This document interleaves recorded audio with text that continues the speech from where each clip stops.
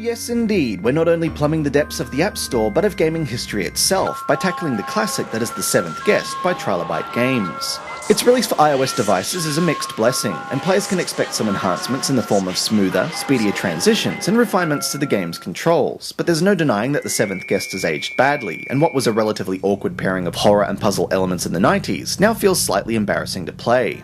One of the main attractions of the title was its macabre and disturbing horror theme revolving around the main antagonist Stalf and his haunted creations. Players start out inside Stalf's mansion, his final evil creation, and you'll need to travel from room to room witnessing the ghosts of the past while solving these obtuse puzzles. Should you get stuck on a particular puzzle, you can consult a book in the library up to 3 times for clues, with the 3rd time solving it outright so players can progress at their own speed. It's hard to appreciate some of the marvellous original features of The Seventh Guest, especially because things like streaming video and audio from a CD isn't simply a novelty anymore. Many of the pre-rendered 3D visuals look outdated, but despite this, the mansion itself is detailed cleverly, putting some modern App Store releases to shame. Perhaps the biggest disappointment is how poorly the gameplay and story have held up over time. Puzzles act as non-sequitur obstacles that unlock story elements to help players to piece together the events of the night, but the video overlays are extremely hammy and painful to watch, while the puzzles themselves are scattered and must be sought out like some sort of treasure hunt.